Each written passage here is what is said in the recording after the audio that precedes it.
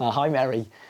Just tell us a little bit about your young life. Where were you born and your mum and dad and stuff?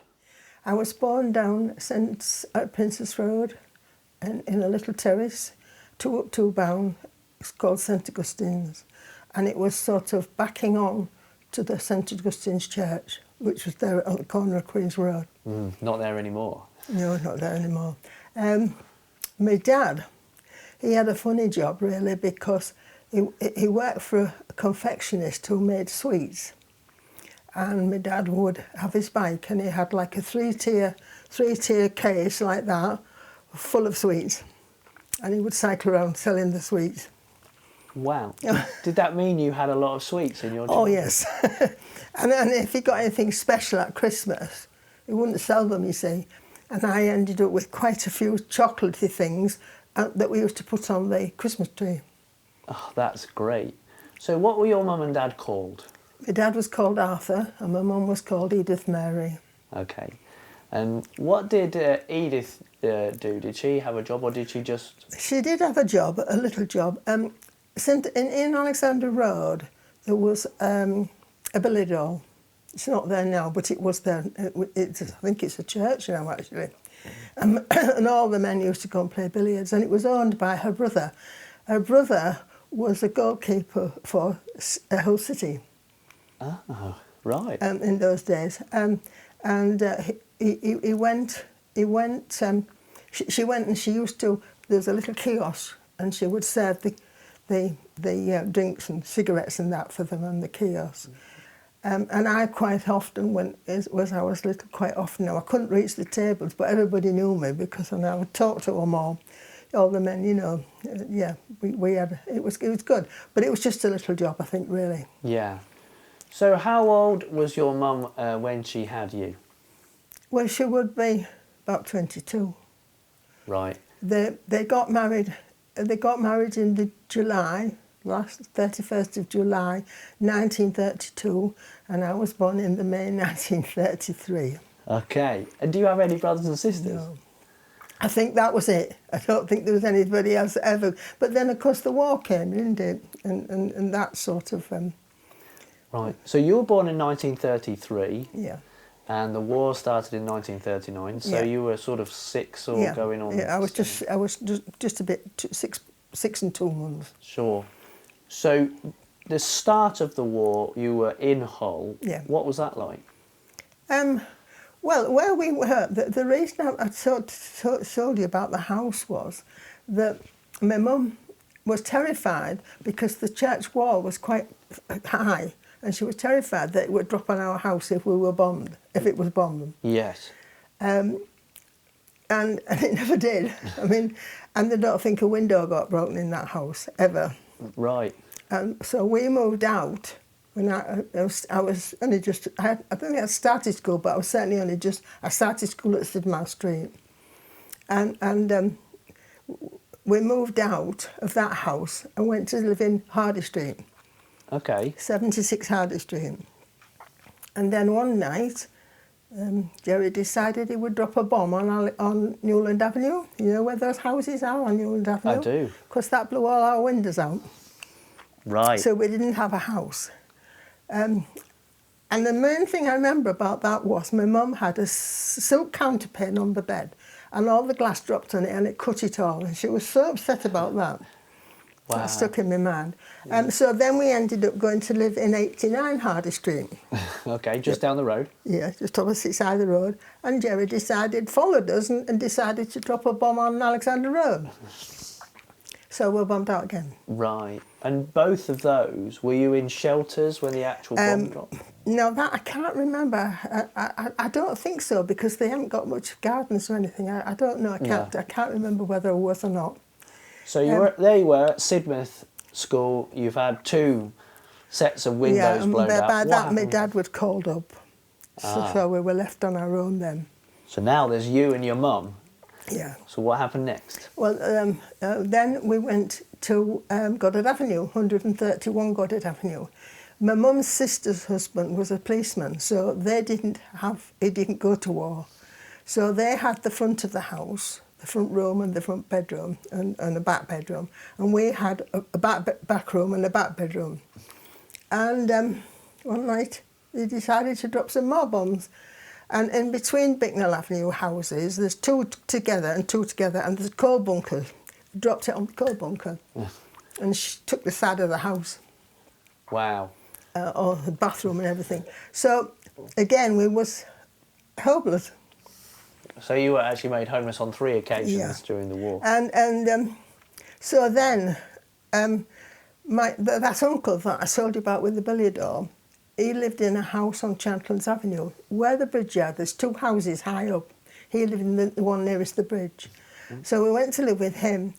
Now, I don't know how it came about because I wouldn't be consulted in them days, but we ended up going to this house in Hillam, this cottage. It was a tied cottage belonging to a big house.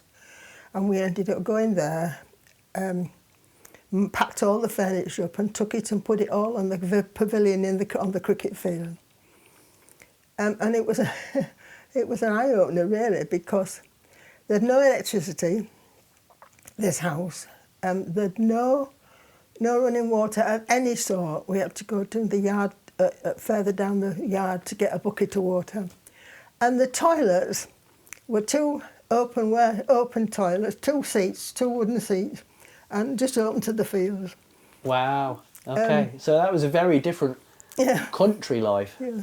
Just you and your mum. Yeah, but it was lovely because it was quiet and we didn't get any air raids or any sirens or anything like that.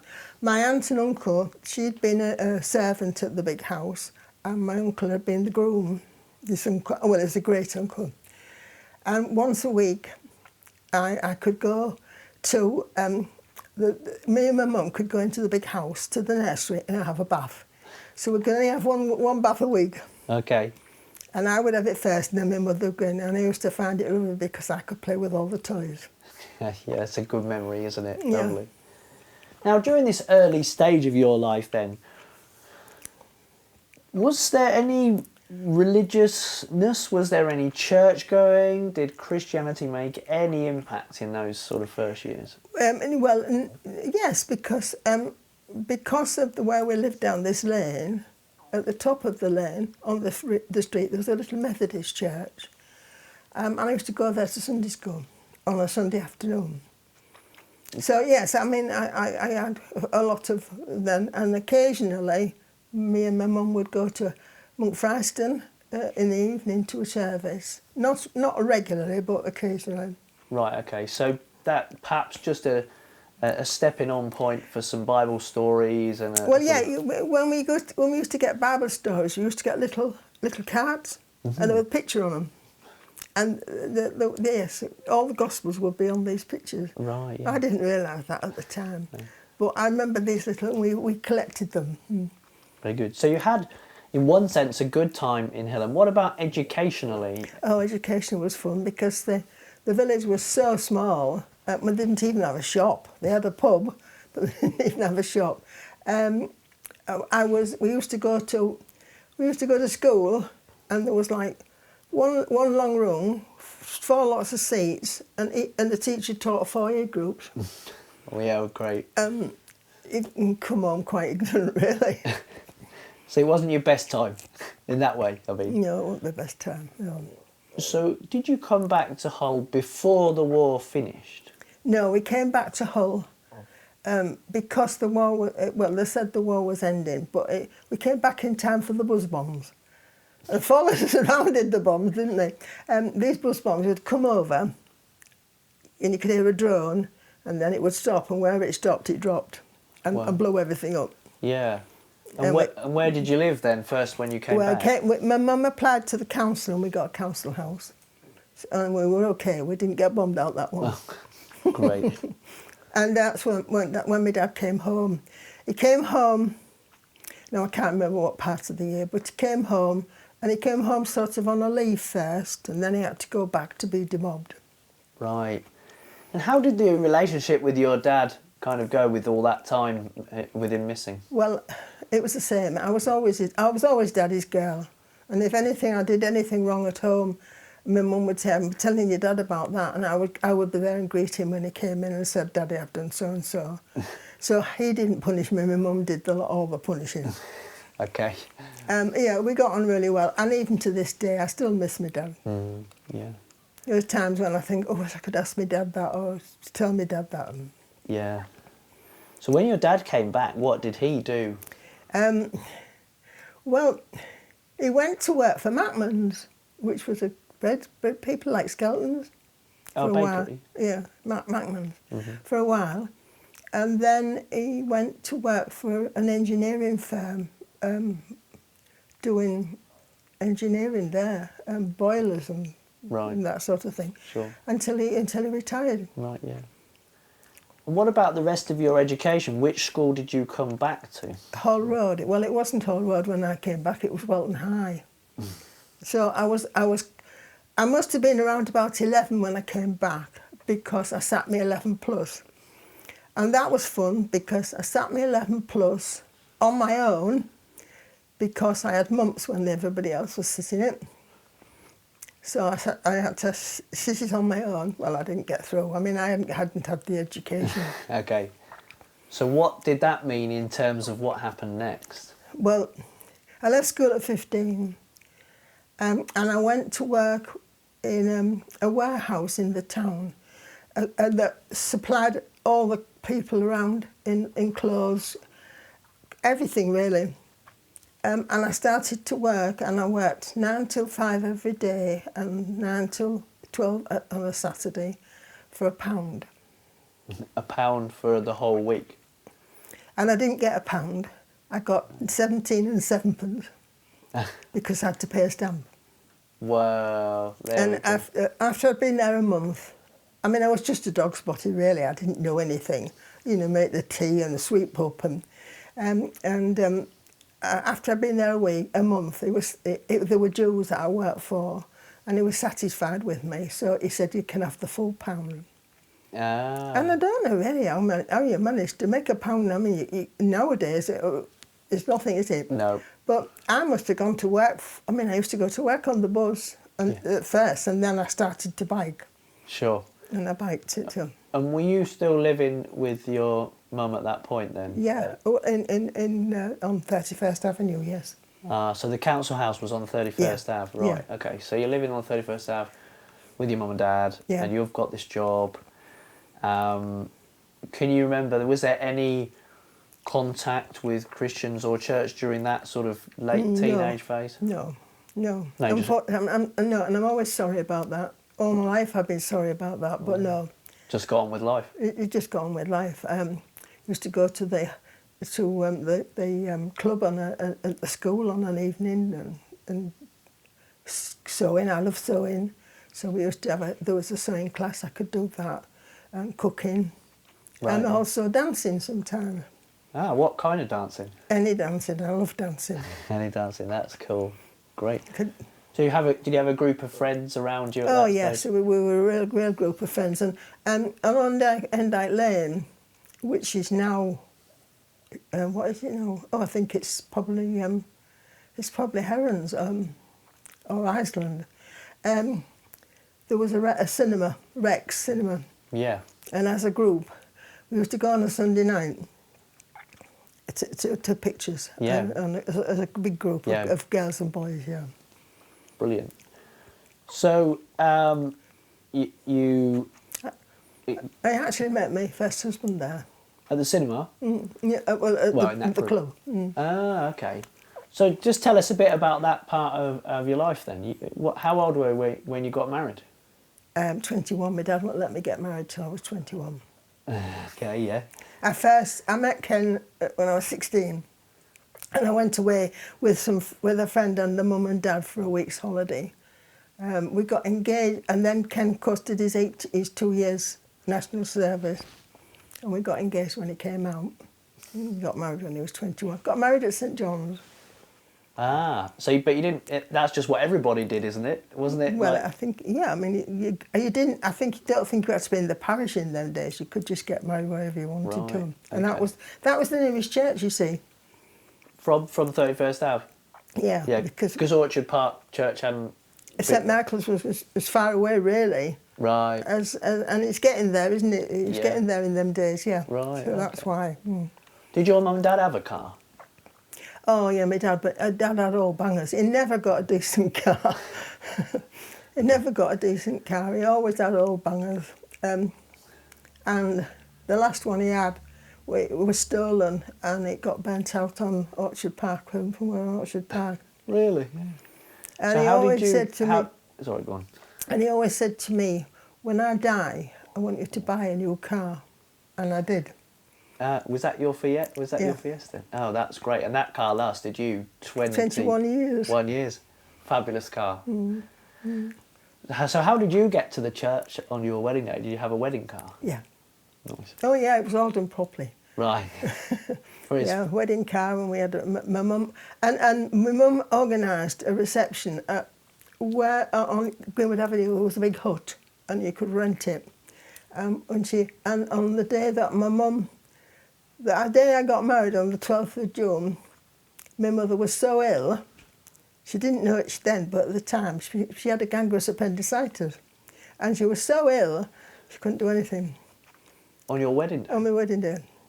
Wow. But the neighbours all rallied round and helped her. Wow. So I still got my reception. Brilliant. And who were your bridesmaids, and are you in I contact? just had one bridesmaid. Okay, yeah. Yeah. Weddings did tend to be a bit smaller than... Yeah. Yeah, I carried a big bunch of carnations, and she carried a little bunch, and she was in yellow. She wanted to be in yellow. Her mum made my wedding dress as well. Wow, that's good. So what year did you get married? 1954. 54, okay. So then you went on to have some children. Yeah. Yeah, Trevor was born in... I had a miscarriage first, and then Trevor was born in 1958. Right. And then Mike was born in 1961. Sure, okay. And where did you live in that part of life once you got married? Well, when we first got married, for about 4 or 5 months, we lived with my mum and dad. In the bedroom, I was, in my bedroom, sort of. But then we found a house in Olstead Avenue. Ah, Olstead, yeah. Yeah, and I mean, there were nice houses on Olstead Avenue. And it cost, altogether, £1,250. Today we'd shout, bargain. So we paid £5.19 and 10p a week, I can remember. Right. Yeah. A month. A month. Well, that's brilliant. Yeah. And did you work up to your first child? No, I worked for 2 years after we got married, but Ken's job, he was a refrigeration engineer, and he might as well have been a doctor, because and he was one that totally all he wanted to do was work. He was a workaholic. Right. And so everything sort of got left aside for work, and he worked for Preshco for a while as well. I used to say to him, they won't close if you don't go. And, oh no, well, I've got to go. And yeah, so he worked there. And then, mind you, it's a long way in advance, but everything he did was works. It was miserable really for us, and the kids would tell you the same. Right, okay. Yeah. So he didn't do a good job as a dad? Not really. Not right. really. Okay, yeah. So that was a difficult time. It was difficult, yeah. But that's not the end of the story. No, that's not the end of the story. And I tell you what, if I'd stayed with him, I'd never have been a Christian, because he didn't believe in it at all. Right. So he was closed to the gospel in a really obvious way. Yeah. Right. Okay. And both my sons were christened at St John's. Okay. Because that's what I wanted them to be done. Right. Yeah. So they grew up. They went to Hall Road School then. In them days, Hall Road School. He had it was in the infants, and went up into the juniors, and then went to Kelvin. Oh yeah, Kelvin. Trevor went to Kelvin first, and then Mike got there because Trevor was there. So your children are teenagers now. They're studying at Kelvin. What happened when they finished school? When Trevor left school, he went to work at Rough at the aircraft factory at Bluff. Ah. And he got his sitting gills for aircraft fitting. And then, because Mike was still at school then. But when it came to the first year, he was really happy at school, at work was Trev, but then he had to go on the shop floor. Now, Trev's not one to be in one place at a time, all the time. So it sort of went wrong, completely wrong. He went for he applied to go into the Air Force, got through all his exams, and when he had the medical, now he always suffered really badly with hay fever, really badly. And they wouldn't have him. He couldn't go because of the hay fever, and he was bitterly, bitterly disappointed. And he went off the rails a bit. Right. And he took a bit of looking after for a while. When Mike came to be leaving school at 15, he became an apprentice refrigeration engineer. So your husband was pretty much always at work, but did you have time to do anything leisure? Oh, yeah. I mean, we did go to pictures and we went dancing. And we used to go dancing on a Friday night at Holy Name and on a Tuesday at Golden Key. Now people won't even know where that was now, but that was on the flyover. It was a place on the flyover. We got quite a few friends there and we used to have a really good night because I love dancing. But always liked dancing. But things with your marriage weren't really going that well underneath, were they? Not really, no. I mean, at that particular time I was quite prepared to stay. I hadn't thought about such things as that in them days. So what changed and your then mind? I met Terry and his wife, and we became quite good firm friends, the four of us. We used to dance together, and slowly but surely, love blossomed. It did, and I wouldn't have thought. And I'm 45 then, going in 46. I wouldn't have thought love could blossom, but it did. Right. Unfortunate for me, it's also blossomed for Terry. So you ended up getting together, and Yeah. leaving Ken. Yeah, yeah. What did you do then? Well, we went to live in a flat over a fish shop, a fried fish shop. And if I say now that this is the most unusual thing, because the flat we got over the fish shop was at the corner of the avenue I was born, the terrace I was born. Wow. And he worked just opposite a place where he worked with his friend. And it was just, we were there about 18 months. Right. And we made it really nice and homely. And I went to work at the fish shop, not the one I was living in. I went, because he has four. The fish shops are all still there. One I went to work at was next door to Bull on Beverley Road. Okay, yeah. And went to work there. And I worked there for six dinner times. And I mean, all I ever smelled was fish and chips, but I was happy there. It was fun. I learnt to fry fish and chips properly in the pans, and I did, as I say, 6 dinner times. I think I got paid. We got paid cash then. I think I got £15 a week for the 6 fries. That's better than £1. Yeah, it was better. But we could always have fish and chips if we wanted them. And how often did you eat fish and chips? Once a week, on a Saturday. At the back of the fish shop, there was the filleter, and he filleted all the fish, and it was all fresh fish brought every morning. And he filleted them so it had never any skin or any bones. It was beautiful. So the last thing before we turned the pans off on a Saturday, I would fry 2 fish and brought them home with some chips. There we go. Yeah. Matter of routine. Yeah. So during that phase, any sense of God at work or any sense of right and wrong, what was going on? You know, obviously a lot changed. Yeah, well, I mean, you know, to walk out on a marriage that you've been in 25 years, it seemed as if I was doing the right thing. It seemed as if I was that I was where I ought to be.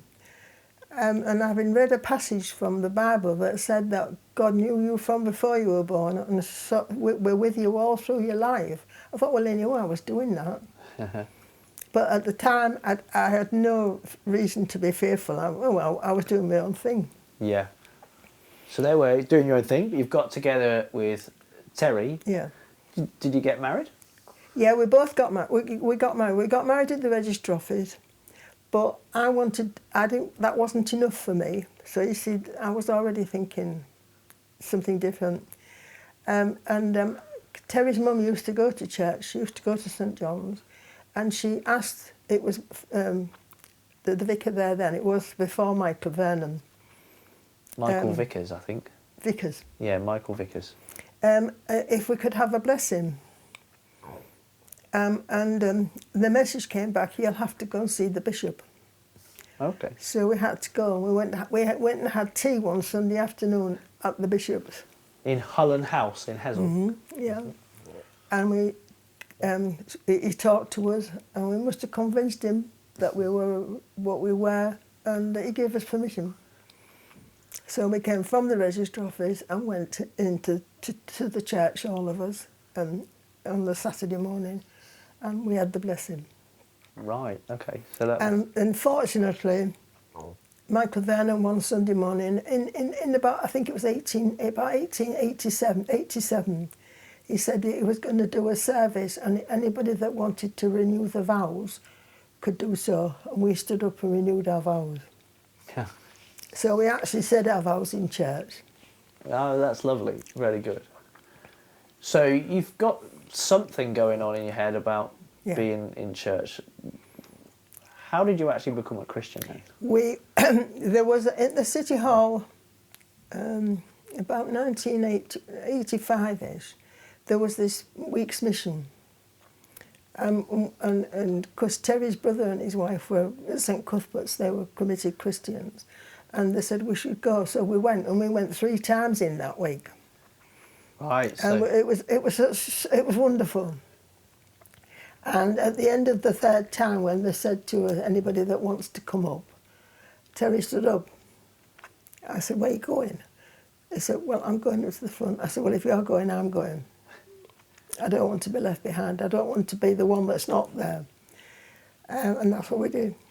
So you went to the front. Can you remember anything more about what was said or what you were thinking? No, not really. I'm in a fog. Yeah. But I do remember saying that I committed myself to Jesus. Okay. And Michael Vernon was Michael Vernon in them days, and he came to us and he said, I've been praying for you all week to come up. And Terry's brother John and Hazel, they were our people that came with us. Oh, lovely! Like sponsors or whatever. Sponsors, or whatever, yeah. So there you are. You've gone forward at an event where Jesus Christ has been proclaimed. You've said you're going to follow him. How did that change your life? Well, for the first thing we did, we went and bought a Bible. Great, that's a good choice. And I remember Terry saying, do you know, Mary, now, because he was a joiner, if he wanted some screws or nails, he would bring them from home. Okay. Now I'm going to have to go and buy my own nails and screws. So he stopped that, which often happens where you take things from your workplace. Okay. And then neither of us had been confirmed. Yeah. So we joined the confirmation class in the January with Michael Vernon. Okay, so you went on And we did confirmation together. And we had the confirmation, it was John Hapgood came, and there was 15 of us confirmed. Right. The biggest one that, yeah. And so the confirmation course was presumably a kind of almost first proper explanation of the gospel for you. Well, You've got bits, but... Yeah, there's also the time that after we'd stood up, we did a nurture course for 6 weeks. Okay. So there was good follow-up. Yeah, good follow-up. And that's where I met Isabel. Oh, there we Isabel go. Gooder. Isabel Gooder, that's where you met Isabel. Good. Yeah. And there was somebody called Jeremy. I can't remember what his second name was. We did it. We did it. We used to go down Endike Lane and went there for 6 weeks. Ah, brilliant. So then you were going to St John's every week then now? Oh yeah, and night and morning. Really? Yeah. Yeah. Wow. So there was quite a change in you, really. It was an enormous change. I remember thinking the next morning after we'd been and gone up at the City Hall, what have I done? I've actually made a commitment here, and if I make a commitment, I have to go through with it. So now I've got to go through with it. So there you were, learning away, living for the Lord. What kinds of things did you kind of get stuck in with then, Christianly? Well, for a while we just went to church. I know I told my mum and dad, now that's another thing, I told my mum and dad that I was a Christian. My father said, well, what are you joining that lot for? There's another one. And my father never believed either. My mother was tempted, but she never did. And so we just sort of plodded on, really. What about your children? Because obviously they're grown up as well. Well, by that time, Trev was 22 and Mike was 18, so he was going on 20. No, they've always listened and they've always asked, but I've never got them to admit anything. So then you were married to Terry? Yeah, we got married. He was working away. Were you working at that? Oh, you said fish shop. Yeah, I was at the fish shop. Fish shop, yeah. Yeah, I was at the fish shop for 5.5 years until the man that owned it sold the business, and the people who took over from it, it's still a fish shop, still there, took over, and he didn't want the staff. Right. So he had his own staff, you see. And did you take another job after that? Yeah, I went to work at Goodfellas down Sharp Street. I remember Goodfellows Yeah. when I was a student. Yeah, and I was on the tills. There again, I don't think I earned much more than £15 a week, but for 5 days. And I stayed there till I retired. Right, yeah, very good. Yeah, first off I started on the tills, which was terrifying. Because the actors, like they are today, you had to Type the numbers in. But I got good at that, and there was always. This is quite funny. There was always this old man that would come in, and when there was 3 of us on the tills, and when they saw him come in, they left the tills and left me on it. And I said to him, why do you do that? Well, it was ever so dirty and he did smell, but I have no sense of smell, so I didn't have a problem. So they said, well, you can't smell him. Right. So you got to serve I got to serve him. the downtrodden man. And right. then we got to change a manager, and the manager decided that I would be more better employed in the wine bar. And it was a big wine bar in them days. So he left me with the ordering. When the lottery came in, I went with him to the Station Hotel to be taught how to do the lottery, and that was in there as well. So my 3 hours was very, very busy. Right. And did you have opportunities? Can you remember any particular opportunities to be a witness at work? Was there anything particular? Oh, I was always telling him, and when I told him I was getting confirmed, I told him all them, and it's they just listened. I never converted anybody. No. Who knows what the Lord's sowing seeds though? Yeah. Sowing the seed. But yeah, and then of course Terry got really ill. It was my wedding anniversary yesterday, actually. Oh. If he'd been alive, I'd have been married 43 years. And we'd only been married 11 years. And he got ill. And he was off work for weeks and weeks and weeks, and the doctor never seemed to be able to find anything matter with him, this or that. And eventually, he was at Ennerdale Baths, and he'd gone in the car to Energy, and he'd collapsed, and they had to bring an ambulance to him. So they rang through to Goodfellas, and the boss took me to pick the car up. I got to infirmary, and they didn't know what was the matter with him. So they sent him up to Castle Hill. And I came back the following day. He came back to infirmary the following day, and they came to tell us that he'd got one of the worst leukemias you could get. He spent 12 weeks in hospital, and 3 lots of chemo before he died. Right, yeah. And what was that like for you, and in terms of how did you undertake that, and how does it affect your faith? Well, I was very aware that God was with me. I used to go to work in the morning in the car, and then at lunchtime I could go to visit because there was in his own private rooms in there. I could go and I stayed there till bedtime, and then he got to come home. And in all them 12 weeks, I never felt ill. I never had a cold. I never had anything matter with me, and that's when I felt God was with me. Yeah. So Terry sadly died after 12 years of marriage. Can you remember how that next section was for you? How was that? Yeah, I threw myself back into work 2 weeks before Christmas. Did you? Yeah. Yeah, and everybody knew, of course, because they knew me. Everybody knew that I'd lost Terry. Yeah. Got many, saying sorry and that. Yeah. And then Christmas came, Christmas Day, and then when the house group started again, I went to house group. And there was part of the Bible that jumped out of you. It was because we were doing this particular. I can't really remember what we were doing to it, but this bit jumped out at me. Do you want to read it for us now then? Tell us where it's from. It's from 1 Peter 5, verses 8. Be alert, be on the watch. Your enemy the devil roams round like a roaring lion, looking for someone to devour.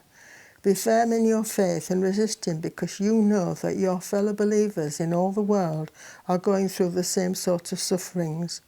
But after you have suffered for a little while, the God of all grace, who calls you to share his eternal glory in union with Christ, will himself perfect you and give you firmness, strength, and a sure foundation. To him be the glory forever. Amen. And can you remember how that affected you then? That It affected me in the fact that's what God told me. He told me that he was there for me, and everything would be okay. And so that really helped power you on, really, Yeah, into from that then union. on, yeah. Oh, that's really good. Yeah. I went to my son's for Christmas Day, and my granddaughter was 7 at school, and she had a childminder, and she said, he said, my childminder's giving up. I'm going to have to find somebody else. And a little voice inside me said, you can do that. Right. And was this when you were retiring from your other job? No, this was while I was still at work. Okay. I only had to go to Sutton Park every day just to be picking her up from school. And I did that until she was 12. Cool. And just nicely got sort of settled from her, and then Melissa came along. So that's when I retired, because Melissa was born in the November, and she was going back to work in the July, after the maternity. And so I said, well, why don't I retire? And why don't I look after her 3 days a week? Okay. So I retired on Christmas Eve. I got the boss, the big boss came, and I'd been with them 12 years then. The big boss came, and I got photographs taken and a lovely album that they gave me, and flowers and money, because that woman there, the pink lady. Okay. That's her. And but the big boss said, you are going to retire, aren't you? He said, you're not coming back. I said, no, I won't be coming back. So I looked after Melissa from being 6 months old till she was 12.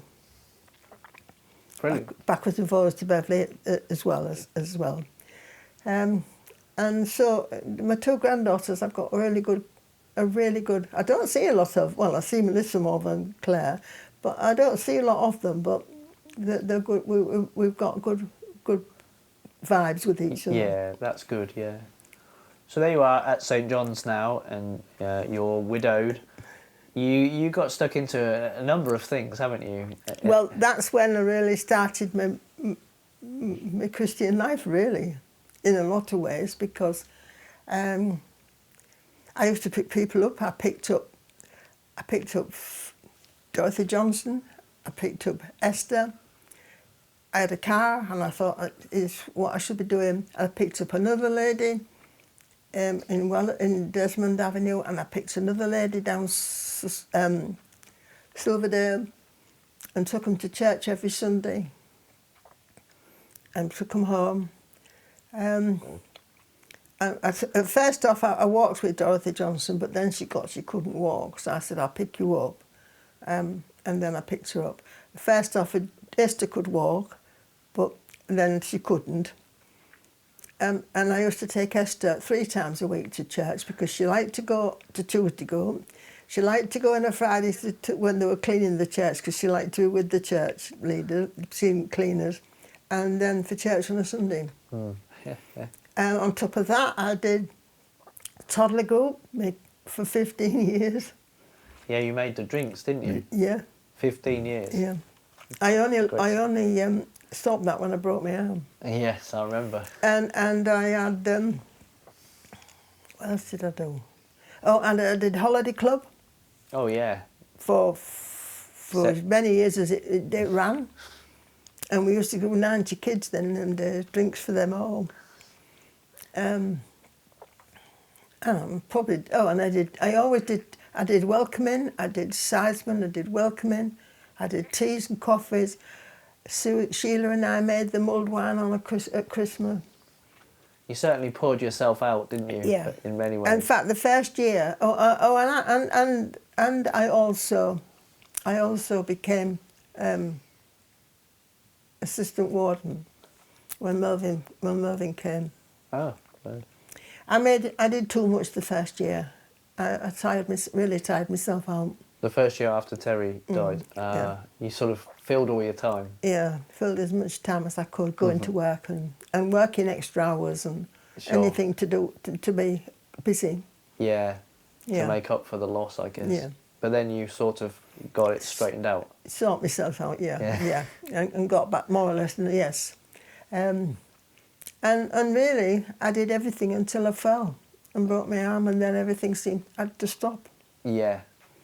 But even then, you recovered quite well, actually, didn't you? Oh, yeah. I was 8 weeks in plaster and about another 3 months doing physio. Yeah, get on with it, don't we? Yeah. Well, the thing is, I was 8 weeks in plaster and I'm on my own, and I'm here on my own. And that's when God spoke to me more than He'd ever spoken to me, because there were so many things that I couldn't do because I'm left-handed and it was my left leg arm. So I only had my right hand, and my hand was in my body, all wrapped up in my body. But very, very often I think I can't do that. Yes, you can. It came into my head, you can do it such and such a way. And I was sure that was when God spoke to me every time. Praise the Lord, yeah. Good. How has trusting Jesus changed your life? What would you say? It changed my life because being on my own all these years, I've always known that there was somebody there for me. I've always known that I've only got to ask, and He'll help me, and they'll help me. And it also changed my life in as much as I've got a lot of really good friends now, starting off at St John's and now at Christ Church. And they're so kind because I haven't got a car anymore, they all pick me up and take me to church and bring me back, and I've got so many good friends, and it's just wonderful. It just makes me feel so happy and content, and I'm at peace with myself now. completely at peace with myself now. Thank you very much for talking to us, Mary. Thank you.